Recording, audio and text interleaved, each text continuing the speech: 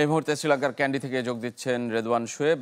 Shoaib, one day series শেষে টি-20 series শুরু হলো।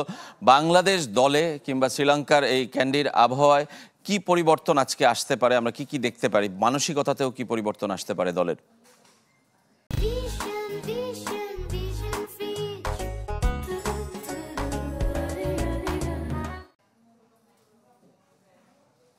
পরিবর্তন আপনি জানেন যে অধিনায়কত্বের বদল আসছে, ফরম্যাটের পরিবর্তনে বেশ কিছু ক্রিকেটারের পরিবর্তন আসছে। স্পেশালি আমি একটু রিশাদ হাসানের কথা যদি বলি, তিনি ওয়ানডে সিরিজে ছিলেন দলের সাথে, তিনি কিন্তু কোনো ম্যাচে খেলতে পারেনি।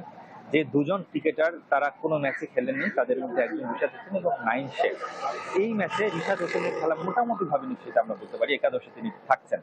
পাশাপাশি যিনি বাদ পড়েছিলেন টি-20 অধিনায়ক, সেই লিটন দাস ওয়ানডে থেকে বাদ করেছিলেন। ওয়ানডের যিনি অধিনায়ক ছিলেন অর্থাৎ মেহেদী মিরাজ, তিনি অন্তত কম্বিনেশনের বিবেচনায় মেহেদী মিরাজকে থাকার সম্ভাবনা কম। আমি যদি স্পিনারদের কথা বলি, রিশাদ হোসেনের সাথে আরো একজন স্পিনার ছিলেন, তিনি বাঁহাতি নাসুম আহমেদ। যেহেতু তিনি বাঁহাতি স্পিনার, সেক্ষেত্রে শ্রীলঙ্কার ব্যাটারদের জন্য তিনি খুব বেশি ফ্রুটফুল হতে পারেন। সেই জায়গাটা থেকে দুইজন স্পিনার নিয়ে খেলানোর সম্ভাবনা অনেক বেশি, যদি তৃতীয় স্পিনার খেলানো হয়।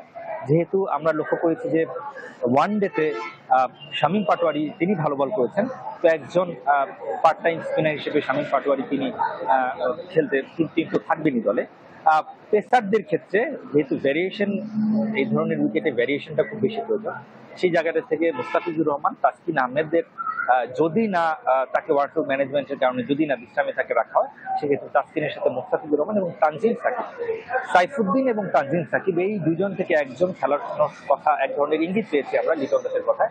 তবে তিনি তানজিম সাকিব দিয়ে হতে যাচ্ছেন, কেননা তিনি যেহেতু পারফর্ম করেছেন ওয়ানডেতে, তার কিছু ভালো ইনিংস ছিল এবং বল হাতেও তিনি কার্যকর ছিলেন। সেই জায়গাটা থেকে সাইফুদ্দিন যেহেতু দীর্ঘদিন পরে ফিরেছেন, আমার ধারণা যে প্রথম ওয়ানডেতে এই ধরনের একটা কম্বিনেশন হবে অন্তত বোলারদের ক্ষেত্রে।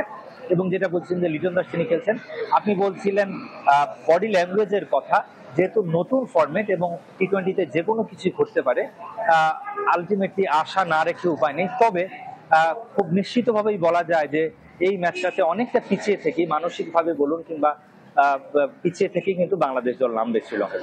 ধন্যবাদ আপনাকে শোয়েব, আমাদের সঙ্গে যোগ দেওয়ার জন্য। খুব বেশি আশার খবর কিন্তু দিতে পারেননি রেদওয়ান শোয়েব ক্যান্ডি থেকে। বাংলাদেশ পিছিয়ে থেকেই নামবে প্রথম টি-20 আজ।